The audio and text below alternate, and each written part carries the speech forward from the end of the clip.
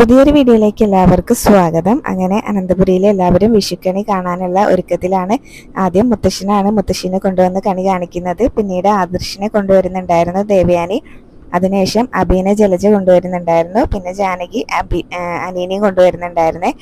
അതിനുശേഷം മുത്തശ്ശൻ ചോദിക്കുന്നുണ്ടായിരുന്നു ജയനും അജയനും എവിടെയെന്ന് ചോദിക്കും. അപ്പോൾ മുത്തശ്ശി പറയും അവന്മാരെയാണ് ഞാൻ ആദ്യം കണി കാണിച്ചതെന്ന് പറയും കേട്ടോ. പിന്നീട് അനാമിക വന്നിട്ടുണ്ടായിരുന്നില്ല. അപ്പോൾ അനാമിക മോൾ എവിടെയെന്ന് ചോദിക്കുകയാണ് മുത്തശ്ശി. അപ്പോൾ ജാനകി പറയും മോള് നല്ല ഉറക്കമാണെന്ന് പറയും. പനിയാണെങ്കിലും പറയുന്നുണ്ടായിരുന്നു അമ്മ ചെന്ന് വിഷുക്കണി കാണിക്കാൻ വേണ്ടി വിളിച്ചപ്പോൾ അവൾ കുറച്ചുകൂടെ ഉറങ്ങട്ടെ എന്ന് പറഞ്ഞിട്ട് മുകളിലേക്ക് നോക്കിയെന്ന് പറയും. ഇനി എന്തോന്ന് കണി കാണാനാന്ന് ഇങ്ങനെ പറയും കേട്ടോ. അപ്പോൾ മുത്തശ്ശി പറയുന്നുണ്ടായിരുന്നു അത് കുഴപ്പമൊന്നുമില്ല, പലരും ഇങ്ങനെ വിഷുക്കണി കാണിക്കാൻ വേണ്ടി വിളിക്കുന്ന സമയത്ത് ആദ്യം മുകളിലേക്ക് തന്നെയാണ് നോക്കുക, അത് കുഴപ്പമില്ല എന്ന് പറയൂ കേട്ടോ.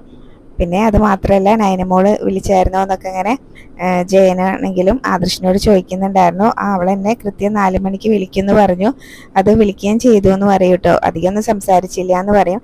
പിന്നീട് അജയൻ ചോദിക്കുന്നുണ്ടായിരുന്നു ഏട്ടത്തിയുടെ മരുമോളാണോ വിളിച്ചുണർത്തിയെന്ന് ഇങ്ങനെ ദേവയാനിയോട് ചോദിക്കുന്ന സമയത്ത് അവൾ എന്നെ എന്തിനാ വിളിക്കുന്നത്, അവൾ എന്നെ വിളിച്ചൊന്നുമില്ല എന്ന് ദേവയാനി പറയാണ്.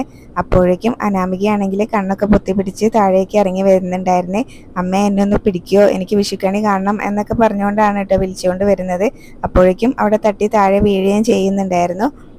അപ്പോൾ പിന്നീട് എന്നെ ഒന്ന് ആരെങ്കിലും പിടിക്കുക, എന്തൊരു കഷ്ടം അതെന്ന് പറഞ്ഞിട്ട് പിന്നെ അവിടെ നിന്ന് വിളിക്കുന്ന സമയത്ത് ജാനകി അങ്ങ് ചെന്ന് പിടിച്ചു കൊണ്ടുവരുന്നുണ്ടായിരുന്നേ. അപ്പോൾ മുത്തശ്ശിയാണെങ്കിൽ ഓർക്കുന്നുണ്ടായിരുന്നു വിഷുവായിട്ട് വീണല്ലോ എന്നിങ്ങനെ ഓർക്കും. പിന്നീട് അനാമികയാണെങ്കിലും കണിയൊക്കെ കണ്ട് നന്നായിട്ട് പ്രാർത്ഥിക്കുന്നുണ്ടായിരുന്നു. വിഷു അല്ലേ, അതുകൊണ്ട് കാര്യമായിട്ട് എന്തെങ്കിലുമൊക്കെ കിട്ടിയാൽ മതിയായിരുന്നു എന്നാണ് കേട്ടോ അനാമിക ഇങ്ങനെ പ്രാർത്ഥിക്കുന്നത്. പിന്നീട് മുത്തശ്ശനാണെങ്കിലും എല്ലാവർക്കും വിഷു കൈനീട്ടം കൊടുക്കുന്നുണ്ടായിരുന്നു. ആദ്യം അനാമികേനെ വിളിച്ച് തന്നെയാണ് കേട്ടോ കൊടുക്കുന്നത്. അപ്പം അനാമിക ചെന്ന് വിഷു കൈനീട്ടം വാങ്ങിക്കാൻ തുടങ്ങുന്ന സമയത്ത് ദേവയാനി പറയുന്നുണ്ടായിരുന്നു ആദ്യം ആ പാദങ്ങളിലൊന്ന് തൊഴുതിട്ട് വാങ്ങിക്കും മോളെ എന്ന് പറയുമ്പോൾ എന്തായാലും പിന്നീട് മുത്തശ്ശൻ്റെ അനുഗ്രഹമൊക്കെ വാങ്ങിച്ചിട്ട് തന്നെയാണ് കേട്ടോ വാങ്ങിക്കുന്നത്. അതിനുശേഷം അനാമിക ഓർക്കുന്നുണ്ടായിരുന്നു ഇതിപ്പോൾ എൻ്റെ വീട്ടിലായിരുന്നെങ്കിൽ ഒരു 2000 കിട്ടിയേനെ, ഇതിപ്പോൾ വല്ലാത്തൊരു കഷ്ടമായി പോയി എന്ന് ഓർക്കുകയാണ്. മുത്തശ്ശൻ എന്തോ ഒരു നാണയമാണ് കൊടുത്തിട്ടുള്ളത്, അത് അനാമികയ്ക്ക് ഇഷ്ടപ്പെട്ടിട്ടില്ല. പിന്നീട് ഓരോരുത്തരായി വന്ന് വിഷു കൈനീട്ടം വാങ്ങിക്കുന്നുണ്ടായിരുന്നു. ഏറ്റവും അവസാനമാണ് മുത്തശ്ശൻ വിഷു കൈനീട്ടം കൊടുക്കുന്നത്. ആ സമയത്ത് മുത്തശ്ശനാണെങ്കിലും മുത്തശ്ശിനോട് ചോദിക്കുകയാണ് എത്ര വർഷമായിടോ തനിക്ക് ഞാൻ വിഷു കൈനീട്ടം തരാൻ തുടങ്ങിയിട്ട് എന്നിങ്ങനെ ചോദിക്കും. അതിനുശേഷം മുത്തശ്ശൻ തന്നെ എല്ലാവരോടും പറയുന്നുണ്ടായിരുന്നു 18ാമത്തെ വയസ്സിൽ ഇയാളെ ഞാൻ വിവാഹം കഴിച്ചുകൊണ്ട് ഇങ്ങോട്ട് കൊണ്ടുവന്നതാണ്, ഇപ്പം 55 വർഷമായി വിഷു കൈനീട്ടം ഇങ്ങനെ കൊടുക്കാൻ തുടങ്ങിയിട്ട് എന്ന് പറയൂ കേട്ടോ. അപ്പോൾ മുത്തശ്ശി പറയുന്നുണ്ടായിരുന്നു അതിനുശേഷം അളവില്ലാതെ കയ്യിലേക്ക് സ്വർണവും പണമൊക്കെ വരുമായിരുന്നു എന്ന് പറയും. അപ്പോൾ ജയൻ പറയുന്നുണ്ടായിരുന്നു സ്വർണ്ണക്കട മുതലാളിയുടെ ഭാര്യയ്ക്കാണോ സ്വർണത്തിനും പണത്തിനും ഇങ്ങനെ ബുദ്ധിമുട്ട് എന്നുള്ളതിൽ അങ്ങനെ പറയുകയാണ് കേട്ടോ.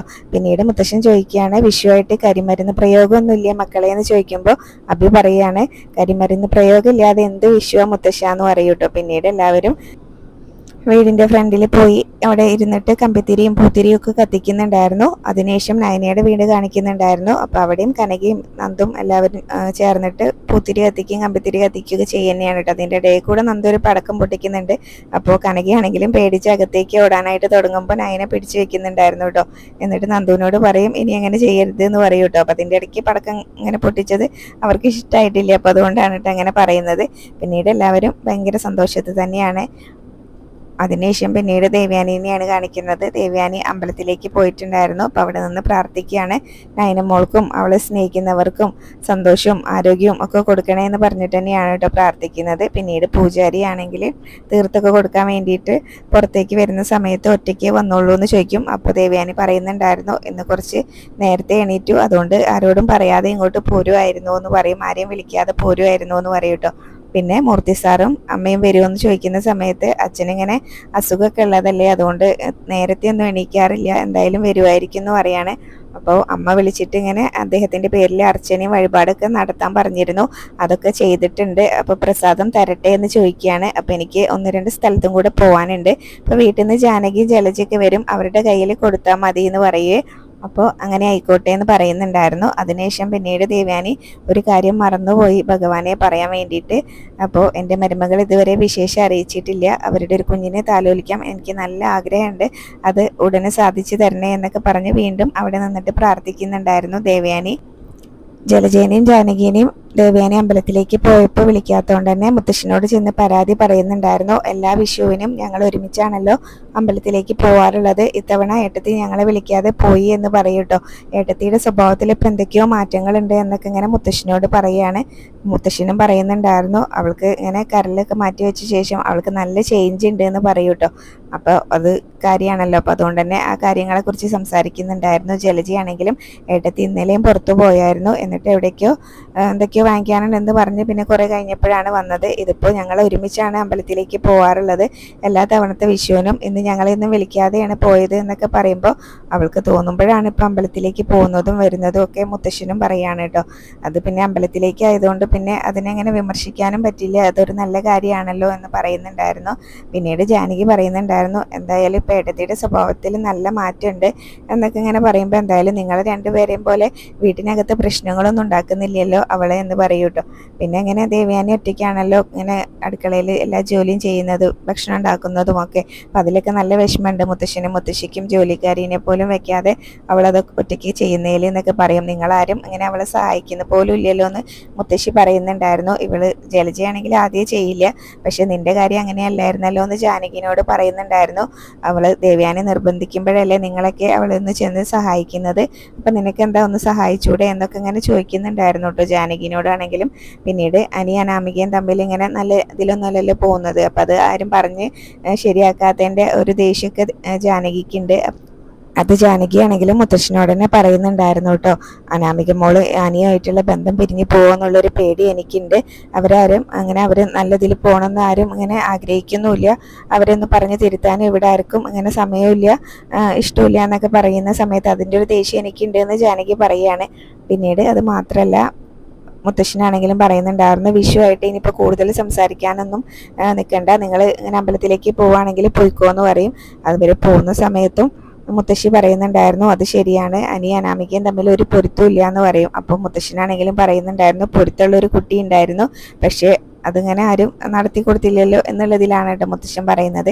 പിന്നീട് ആദർശാണെങ്കിലും ദേവയാനി അമ്പലത്തിലേക്ക് പോകുന്നതാണെന്ന് പറഞ്ഞുകൊണ്ട് തന്നെ ദേവയാനി അവിടെ ഉണ്ടോ എന്ന് നോക്കാനായിട്ട് വന്നിട്ടുണ്ടായിരുന്നു. അപ്പോൾ ദേവയാനി തൊഴുതൊക്കെ കഴിഞ്ഞ് പുറത്തേക്ക് ഇറങ്ങി വരുന്നതാണ് കേട്ടോ ആദർശ് കാണുന്നത്. അപ്പോൾ ആദർശ് മനസ്സിൽ ഓർക്കുന്നുണ്ടായിരുന്നു അമ്മ പറഞ്ഞത് ശരിയാണ്, അമ്മ അമ്പലത്തിലേക്ക് തന്നെയാണ് വന്നത്, ഇനി അമ്മ എങ്ങോട്ടാണ് പോകുന്നതെന്നാണ് എനിക്ക് അറിയേണ്ടതെന്ന് പറഞ്ഞിട്ട് വീണ്ടും കാറിൽ ചെന്ന് ഇരിക്കുകയാണ് കേട്ടോ. അപ്പോൾ ദേവയാനി വന്ന് കാറിൽ കയറുന്നുണ്ടായിരുന്നു. പിന്നീട് ദേവയാനി വന്നിട്ടുള്ള കാറ് അവിടുന്ന് എടുത്ത ശേഷമാണ് കേട്ടോ ആദർശ് അതിൻ്റെ പുറകെ വരുന്നത്. അപ്പോൾ പിന്നെ ദേവയാനി നേരെ നയനയുടെ വീട്ടിലേക്ക് തന്നെയാണ് അമ്പലത്തിൽ നിന്ന് പോകുന്നത്. അപ്പോൾ ആദർശം പിറകെ വന്നിട്ടുണ്ടായിരുന്നു.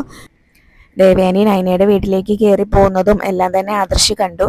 ആദർശാണെങ്കിലും മനസ്സിൽ ഓർക്കുന്നുണ്ടായിരുന്നു അപ്പോൾ എല്ലാവരും കൂടെ എന്നെ പറ്റിക്കായിരുന്നു അല്ലേ എന്നിങ്ങനെ ഓർത്തിട്ടാണ് കേട്ടോ പിന്നെ അവിടെ നിന്ന് തിരിച്ചു പോരുന്നത്. അപ്പോൾ എന്തായാലും ദേവയാനി നയനയും ആദർശിനോട് കള്ളാണ് പറയുന്നതെന്നൊക്കെ ആദർശ് മനസ്സിലാക്കി. ദേവയാനി ചെന്ന് കോളിംഗ് ബെല്ല് അടിക്കുമ്പോൾ തന്നെ നയനയാണ് വന്ന് വാതിൽ തുറക്കുന്നത്. അമ്മേനെ കാണുമ്പോൾ ഭയങ്കര സന്തോഷമാവുന്നുണ്ട് നയനയ്ക്കും. രണ്ടുപേരും അങ്ങോട്ടും കെട്ടിപ്പിടിക്കുകയും ഉമ്മ കൊടുക്കുകയൊക്കെ ചെയ്യുന്നുണ്ടായിരുന്നു. പിന്നെ കനകയും അതുപോലെ തന്നെ നവ്യ അവിടേക്ക് വരുന്നുണ്ടായിരുന്നു, അമ്മായി വന്നോ എന്നൊക്കെ ചോദിച്ചിട്ട്. അപ്പോൾ ദേവയാനി രാവിലെ തന്നെ വരുമെന്ന് പറഞ്ഞുകൊണ്ട് ഞങ്ങൾ കാത്തിരിക്കുകയായിരുന്നു എന്നൊക്കെ കനകയും വന്നിട്ട് പറയാണ്. അപ്പോൾ എനിക്ക് ഉടനെ തന്നെ പോകണം, ആദർശിനും വീട്ടിലുള്ളവർക്കൊക്കെ ഭയങ്കര സംശയമാണ്. എന്തായാലും എല്ലാ വിഷുവിനും ഞാൻ അവരെയൊക്കെ വിളിച്ചുകൊണ്ടല്ലേ അമ്പലത്തിൽ പോകാറുള്ളത്, ഇന്ന് ഞാൻ ഒറ്റയ്ക്ക് പോയപ്പോൾ അതിൻ്റെ ഒരു സംശയം അവർക്ക് കാണും എന്നൊക്കെ പറഞ്ഞിട്ട് പിന്നീട് എല്ലാവർക്കും വിഷു കൈനീട്ടൊക്കെ കൊടുക്കുന്നുണ്ടായിരുന്നു. ഇത് ഞാൻ നേരത്തെ അമ്പലത്തിൽ കൊടുത്ത് പൂജിച്ച് വെച്ചിരുന്ന പണമാണ്, അതുകൊണ്ട് അത് വിഷു കൈനീട്ടം തരാൻ വേണ്ടിയിട്ട് വന്നാണെന്ന് പറഞ്ഞ് എല്ലാവർക്കും വിഷു കൈനീട്ടൊക്കെ കൊടുക്കുന്നുണ്ടായിരുന്നു കേട്ടോ. പിന്നീട് നന്ദുവിനോടൊക്കെ സംസാരിക്കുന്നുണ്ടായിരുന്നു. നവ്യാണെങ്കിലും ചോദിക്കുന്നുണ്ടായിരുന്നു അവിടുത്തെ വിഷുവൊക്കെ എങ്ങനെ ഉണ്ടായിരുന്നു അമ്മായിന്ന്. അപ്പം നിങ്ങൾ രണ്ടുപേരും ഇല്ലാത്തതിൻ്റെ ഒരു കുറവുണ്ടായിരുന്നു, ബാക്കിയെല്ലാം നല്ലപോലെ തന്നെ നടന്നു എന്ന് പറയുകയാണ്. പിന്നീട് നന്ദു ആണെങ്കിലും ഒരു സന്തോഷമില്ലാതെ ഇങ്ങനെ നിൽക്കുന്ന കാണുമ്പോൾ ദേവയാനി ചോദിക്കുകയാണ് എന്താ മോൾക്കൊരു സന്തോഷമില്ലാത്തതെന്ന് ചോദിക്കട്ടെ. അപ്പോൾ ഒന്നുമില്ല എന്ന് പറയും. പിന്നീട് അനി വിളിച്ചായിരുന്നോ, അനി മോളെ വിളിച്ചിട്ട് ഹാപ്പി വിഷു പറഞ്ഞോ എന്നൊക്കെ ചോദിക്കുകയാണ്. അപ്പോൾ നന്ദു പറയുന്നുണ്ടായിരുന്നു വിളിച്ചില്ല എന്ന് പറയും. അപ്പോൾ ഇനി വിളിക്കുന്ന സമയത്ത് കർണത്തൊരു പാടുണ്ടോ എന്ന് അനിയനോട് ചോദിക്കണം എന്ന് പറയും കേട്ടോ. അപ്പോൾ എല്ലാവരും ഇങ്ങനെ അന്തം വിട്ട് നിൽക്കുന്നുണ്ടായിരുന്നു അനീനെ അടിച്ചോ എന്നുള്ളതിലിട്ട്. അപ്പോൾ അത് പറയുന്നുണ്ടായിരുന്നു ഇന്നലെ നന്ദുവിനെ കണ്ടിട്ടാണല്ലോ അവൻ അങ്ങോട്ട് വന്നത്, അപ്പോൾ ഞാൻ അവൻ്റെ കർണത്തൊന്ന് കൊടുത്തായിരുന്നു എന്ന് പറയും. അപ്പോഴാണ് കേട്ടോ കനകയും ഇത് അറിയുന്നത് നന്ദു ഇങ്ങനെ അനീനെയാണ് കാണാൻ പോയത് എന്നുള്ളതൊക്കെ. അപ്പോൾ അങ്ങനെ അതിനുശേഷം പിന്നീട് നൈനയും അവിടെ നടന്ന കാര്യങ്ങളൊക്കെ പറയുന്നുണ്ടായിരുന്നു. നന്ദുവിനെ പിടിച്ചു കുടഞ്ഞതും അതൊക്കെ പറയുന്നുണ്ടായിരുന്നു കേട്ടോ. അപ്പോൾ ദേവയാനിയും അനീനെ അടിച്ചതും ആ കാര്യങ്ങളൊക്കെ പറയുന്നുണ്ടായിരുന്നു. പിന്നീട് പറയുകയാണ്, എന്തായാലും ഇങ്ങനെ മോളെ അനിയാണ് ശല്യം ചെയ്യുന്നതെന്നൊക്കെ ഞങ്ങൾക്ക് അറിയാം. അപ്പോൾ മോളിങ്ങനെ അവന് മുഖം കൊടുക്കാതെ നടന്നാലും മതി എന്നൊക്കെ പറയുകയാണ്. എന്തായാലും അനിയുടെ കല്യാണം കഴിഞ്ഞു പോയി. അതിന് മുന്നേ ആയിരുന്നെങ്കിൽ നിങ്ങൾക്ക് രണ്ടുപേർക്കും ഈ ഒരു കാര്യത്തിൽ സമരം ചെയ്യായിരുന്നു. അത് നിങ്ങൾ രണ്ടുപേരും ചെയ്തില്ല. പിന്നെ മോളുടെ ചേച്ചിക്കും അമ്മയ്ക്കൊക്കെ ഈ കാര്യം അറിയായിരുന്നതുകൊണ്ട് അവരും അതിനെ അനുകൂലിച്ചൊന്നുമില്ല. ആ ഒരു സമയത്ത് ഞാനും അതിനെ അനുകൂലിക്കില്ലായിരുന്നു എന്നൊക്കെ പറയുകയാണ്. എന്തായാലും ഇപ്പം അവൻ്റെ കല്യാണം കഴിഞ്ഞു പോയില്ലേ, ഇനിയിപ്പോൾ നമ്മൾ അങ്ങനെ അങ്ങോട്ട് അവൻ്റെ പിറകെ പോവാതിരിക്കുന്ന തന്നെയാണ് നല്ലത് എന്നൊക്കെ പറഞ്ഞ് നന്ദുവിനോട് പറയുന്നുണ്ടായിരുന്നു. അപ്പം ഞാൻ പോകുന്നില്ല എന്ന് നന്ദും പറയൂട്ടോ.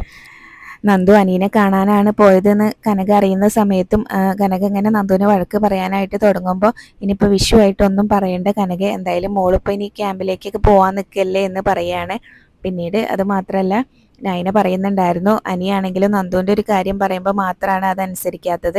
പിന്നീട് ദേവയാനി പറയുന്നുണ്ടായിരുന്നു, രണ്ടുപേരും ഇങ്ങനെ എല്ലാം മനസ്സിലാക്കുന്ന കുട്ടികളാണല്ലോ, അതുകൊണ്ട് തെറ്റ് ചെയ്യില്ല എന്ന് നമുക്ക് കരുതാം എന്നൊക്കെ പറയൂ കേട്ടോ, അല്ലേ മോളെ എന്നൊക്കെ നന്ദുവിനോടും ചോദിക്കുകയാണ്. അപ്പോൾ നന്ദു ഉള്ളതിൽ അങ്ങ് തലയാട്ടുമൊക്കെ ചെയ്യുന്നുണ്ടായിരുന്നു കേട്ടോ.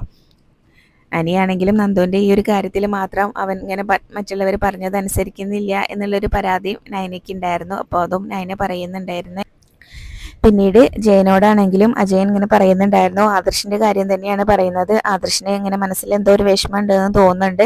ഇങ്ങനെ ഇന്നലെ എന്തൊക്കെയോ കണക്ക് എന്നോട് പറഞ്ഞ സമയത്തും അതൊന്നും ശരിയല്ലായിരുന്നു എന്നൊക്കെ പറയാണ്. അപ്പോൾ അജയൻ പറയുന്നുണ്ടായിരുന്നു, ഇപ്പോൾ റെക്കോർഡ് സെയിലാണ് നടന്നിട്ടുള്ളത്, എന്നിട്ടും അവൻ്റെ ആ ഒരു സന്തോഷമൊന്നും അവൻ്റെ മുഖത്ത് കാണാനില്ല എന്നൊക്കെ ഇങ്ങനെ പറഞ്ഞ് സംസാരിച്ചുകൊണ്ടിരിക്കുകയാണ് കേട്ടോ. അപ്പോൾ മുത്തശ്ശൻ അവിടേക്ക് വരുമ്പോൾ മുത്തശ്ശനോടും ഈ കാര്യങ്ങൾ പറയുന്നുണ്ടായിരുന്നു. ആദർശിൻ്റെ ഉള്ളിൽ എന്തോ ഒരു വിഷമം ഉണ്ടെന്ന് തോന്നുന്നുണ്ട് എന്നൊക്കെ ഇങ്ങനെ പറയും. അപ്പോൾ മുത്തശ്ശൻ പറയുന്നുണ്ടായിരുന്നു, അപ്പോൾ ഞങ്ങൾക്ക് കുട്ടികളുടെ കാര്യത്തിൽ ഇങ്ങനെ ഇടപെടുന്നതിലൊരു പരിധിയില്ലേ. അപ്പോൾ മുത്തശ്ശിയാണെങ്കിലും പറയുകയാണ്, നീ അവൻ്റെ അച്ഛനല്ലേ, അപ്പം നിനക്കൊന്ന് അവനെ പറഞ്ഞ് തിരുത്തിക്കൂടെ എന്നൊക്കെ ചോദിക്കും കേട്ടോ.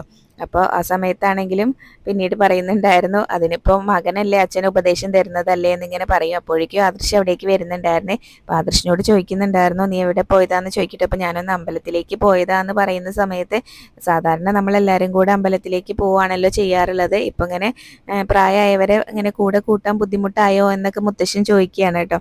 അപ്പോൾ അതെന്താ മുത്തശ്ശൻ അങ്ങനെ ചോദിക്കുന്നത്? അപ്പോൾ എല്ലാവരും ഇങ്ങനെ വിഷുക്കണി കണ്ട ശേഷം ഇങ്ങനെ പൂജാമുറിയിൽ നന്നായിട്ട് പ്രാർത്ഥിച്ചല്ലോ, അതുകൊണ്ടാണ് പിന്നെ ഞാൻ ഒറ്റയ്ക്ക് പോയത് എന്ന് ഇങ്ങനെ ആദർശ് പറയുന്ന സമയത്ത് അജയനാണെങ്കിലും പറയുന്നുണ്ടായിരുന്നു, അത് എല്ലാ വർഷവും അതുപോലെ തന്നെയാണല്ലോ, അതിനുശേഷമല്ലേ നമ്മളെല്ലാവരും കൂടെ അമ്പലത്തിലേക്ക് പോവാറുള്ളത് എന്ന് പറയും. ദേവയാനി അമ്പലത്തിലേക്ക് പോവാന്ന് പറഞ്ഞാണല്ലോ പോയത്, അപ്പോൾ ദേവയാനിനെ അവിടെ വെച്ച് കണ്ടോ എന്ന് ചോദിക്കുന്നുണ്ടായിരുന്നു. അപ്പോൾ ആദർശ് പറയും, ഞാൻ കണ്ടില്ല എന്ന് പറയൂ കേട്ടോ. പിന്നീട് അതിനുശേഷം മുത്തശ്ശി ഇങ്ങനെ പറയുന്നുണ്ടായിരുന്നു, നിനക്ക് എന്തോ മനസ്സിൽ വലിയ വിഷമമുണ്ട് എന്നാണ് ഇവരൊക്കെ പറയുന്നത്, അതെന്താന്ന് ചോദിക്കുന്ന സമയത്ത് അതെന്താന്നൊക്കെ ഞാൻ പിന്നീട് പറയാം.